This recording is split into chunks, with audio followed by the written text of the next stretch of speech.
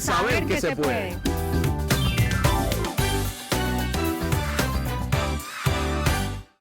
El conflicto entre árabes y judíos se remonta a miles de años atrás y ha dado lugar a muchas guerras por la propiedad de la Tierra Santa.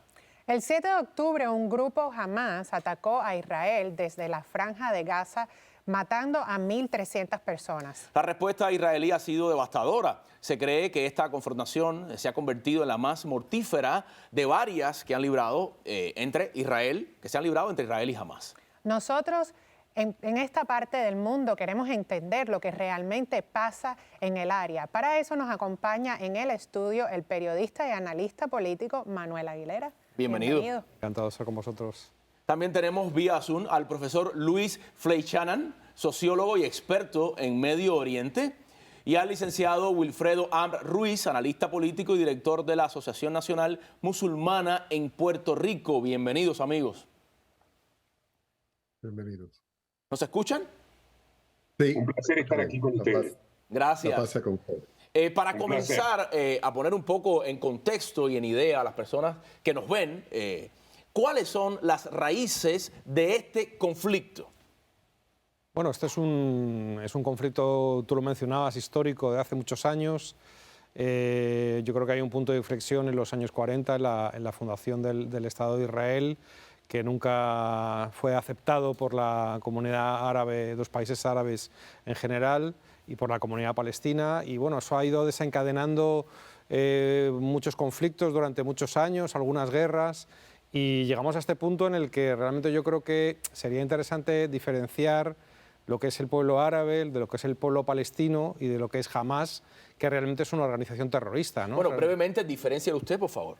Sí, bueno, aquí lo que yo creo que hay que dejar constancia es que Hamas no representa al pueblo palestino. Hamas es una organización terrorista en cuya carta fundacional, en cuyos objetivos fundacionales está la destrucción del Estado de Israel y la aniquilación de cualquier persona judía que esté alrededor del mundo. Entonces, con esos antecedentes no estamos hablando de un mapa en el que estemos discutiendo sobre la propiedad de una tierra, sino estamos hablando de que un grupo terrorista ataca a un Estado liberal democrático como es Israel e intenta su aniquilamiento, ¿no? Entonces eso es lo que estamos viviendo en este momento con la respuesta que está dando Israel en legítima defensa, en mi opinión. Bueno, y realmente, vámonos con la gente de Zoom. ¿Qué piensan ustedes con respecto a este conflicto que está ocurriendo en Israel? ¿Cuál es su opinión, por favor? ¿Cuál es su opinión? Vamos con Amir primero. Gracias, si me permite, la pasa con ustedes. Saludos, Luis, con quien he compartido muchos paneles anteriormente.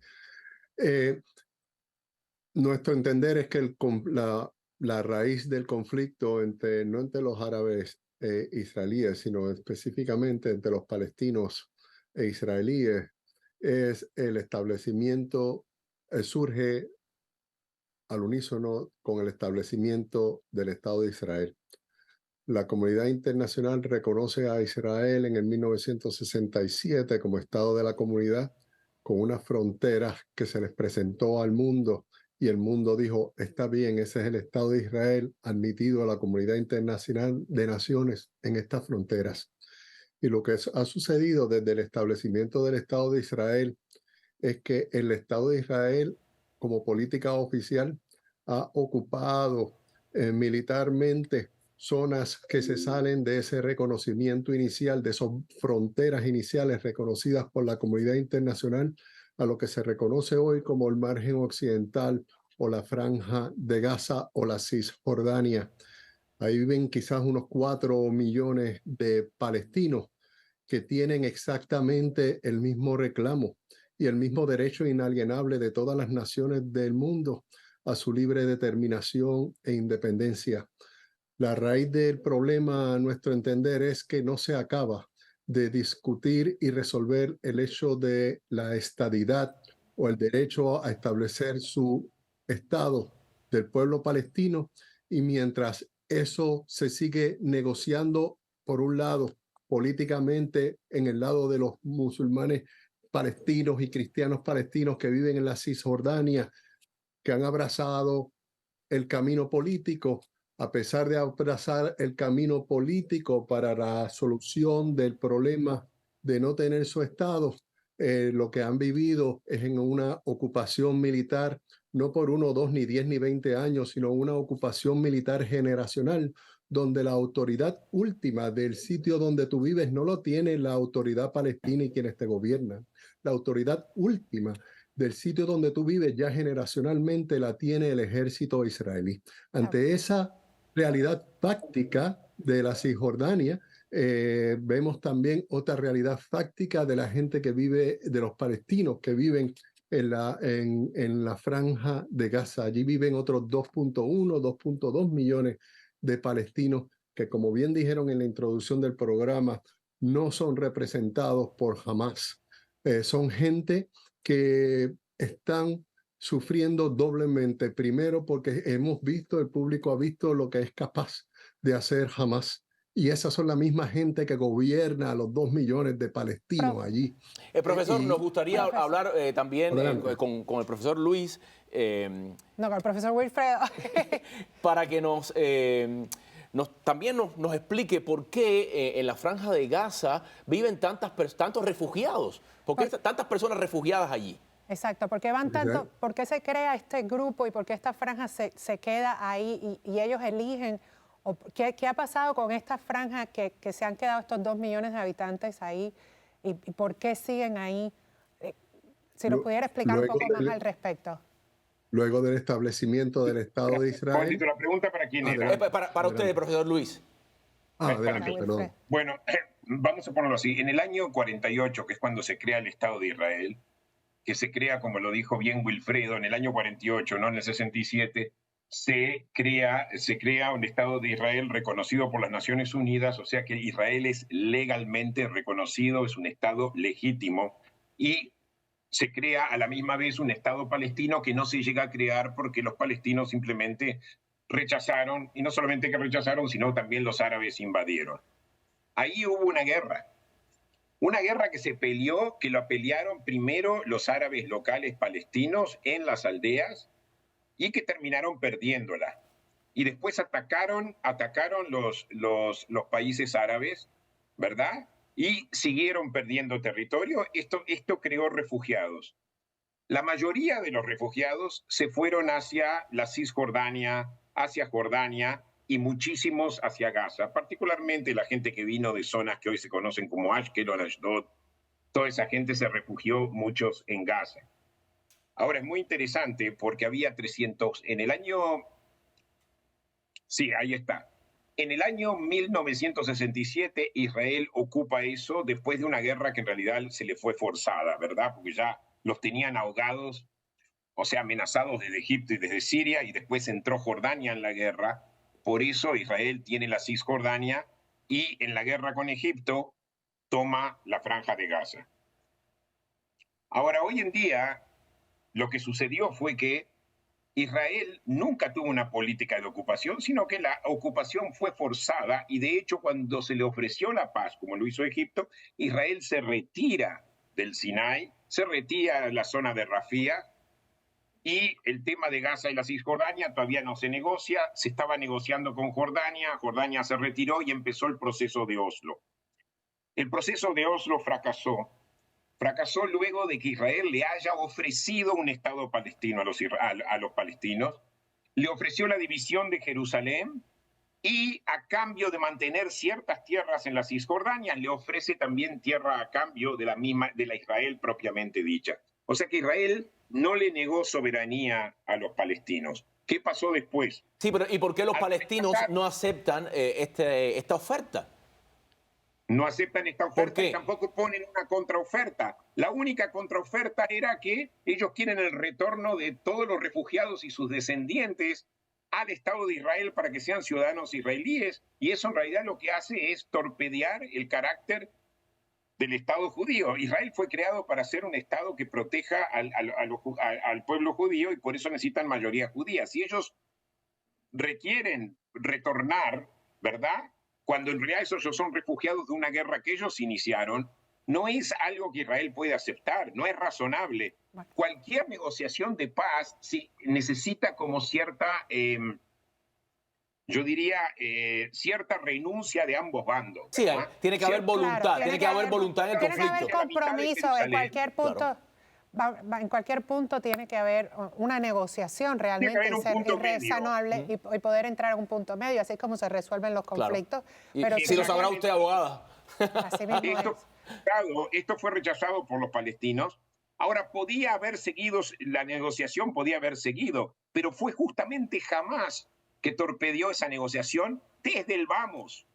Hamás llevó a cabo ataques terroristas en los años 90 y finalmente fue el principal actor en la segunda intifada que en realidad hirió de muerte al proceso de paz. Israel, al pensar que no tenía, digamos, socios para la negociación, se retira unilateralmente de Gaza y no estaba supuesto ni a controlar nada en Gaza, excepto ciertas cosas. Y Hamás toma el poder en el año 2007 y a partir de ahí empieza a atacar a Israel desde Gaza. Entonces, no se le puede acusar a Israel de bloquear Gaza o de tratar de minimizar los ataques terroristas que vienen de Gaza. Gaza era una zona desocupada. Sin embargo, hay una percepción general de que Gaza es una prisión. Perdón. Para también involucrar un poco al profesor Wilfredo, ¿por qué hay dos territorios palestinos? Hay dos territorios palestinos porque la autoridad que los domina, las IDF o las Fuerzas de Defensa israelíes, y el gobierno israelí ha vuelto una especie de queso suizo en la zona de la Cisjordania. Digo un queso suizo porque han quedado en especie de cantones separados por innumerables puntos de cotejo. La comunidad palestina viviendo en una descontinuidad geográfica que hoy dificulta el proceso de paz. Igualmente dificulta el proceso de paz en que en ese territorio de la Cisjordania hoy en día hay colonos judíos. Sí, colonos judíos. ¿Qué son los colonos judíos? Los colonos judíos son gente que viene de algunos lugares del mundo, del mismo Israel, hebreos judíos, que empiezan a establecerse en unos lugares que han sido vedados para los palestinos dentro del territorio palestino. Así que ese continuo establecimiento de asentamientos judíos y la expansión de los mismos hasta llegar a un número ya ridículo de más de 750,000 colonos judíos que viven en los territorios fuera de las fronteras de Israel, en la Cisjordania, colonizando la Cisjordania a costa de la pérdida de más terreno de parte de los palestinos, dificulta el proceso de paz porque es como si yo comprara una pizza y empezara a discutir, vamos a hablar cómo yo me divido la pizza. Y mientras yo hablo de cómo divido la pizza, me la voy comiendo. Por eso se la venden ya en cuña, profesor. Gracias, por eso profesor. se la venden ya en cuña. El tema es bastante complicado, da para más. Vamos a una pequeña pausa y luego seguimos hablando en nuestro próximo segmento. Gracias, profesor Luis, por habernos acompañado y darnos esta explicación. Y bueno. Y al profesor Wilfredo. Sí, no, pero Wilfredo ya se nos va. Gracias por estar aquí con nosotros. Y recuerden que en Cañizares Law Group están sus mejores asuntos de inmigración para poderlos resolver y que encuentren una solución y poderse quedar aquí en los Estados Unidos. Ya regresamos con más, no se nos vayan, ya vamos a regresar.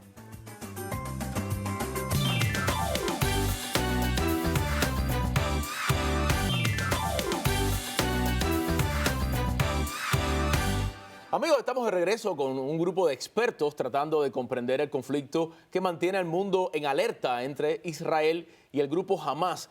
Hay cientos de muertos entre ambos bandos en esta última escalada de un conflicto que ha sido largo, sangriento y sin, al parecer, una solución. Continúan con nosotros el profesor Luis y tenemos a Manuel aquí en el estudio.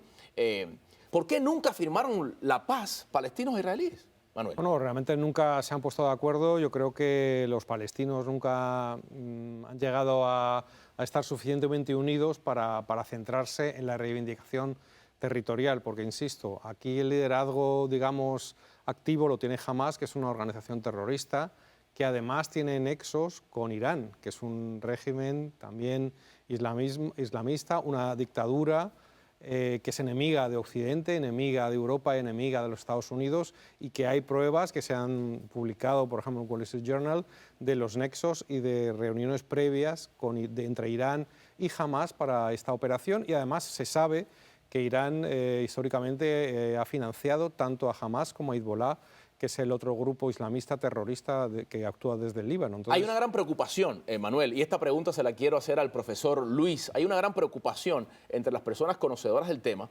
porque Estados Unidos es el principal aliado de Israel. Si detrás del grupo terrorista Hamás hay naciones que son enemigas de Estados Unidos, este pudiera ser un conflicto global que inviscuya a estas dos naciones. La pregunta es para usted, profesor Luis. Oh, sí, perdón, no creí que la pregunta era para mí.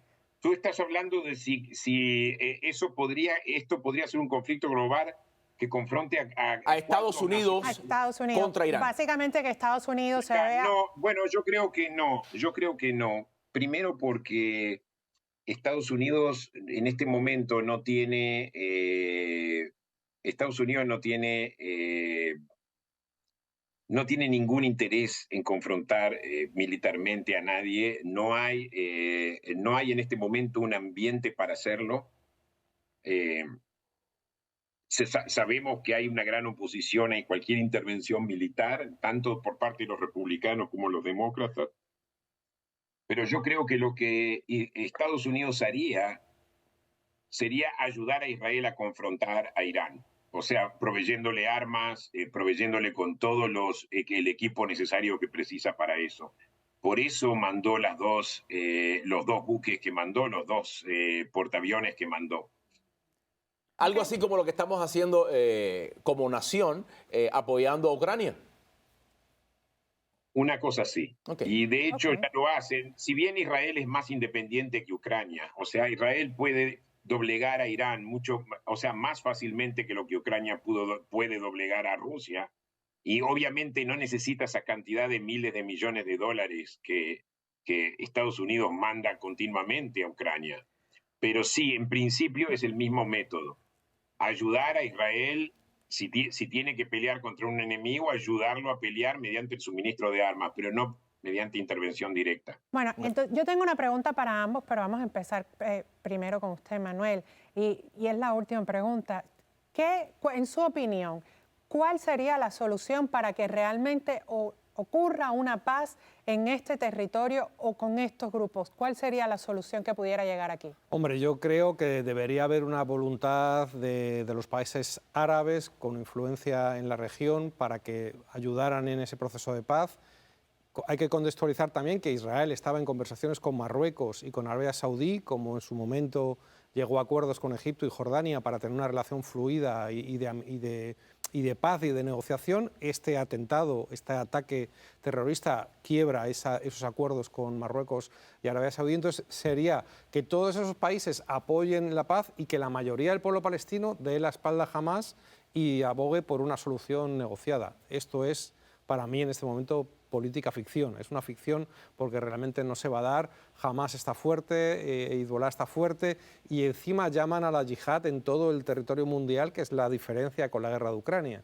O sea, aquí hay posibilidades, se vio anteayer, hace unos días en Bélgica, de que haya atentados en los Estados Unidos, como los ha habido en París, en Madrid, en Londres, en Bélgica. Realmente en cualquier lugar del mundo puede haber un ataque yihadista, y eso ya nos afecta como países y democracias occidentales en este conflicto. ¿Y cuál es su opinión, profesor Luis?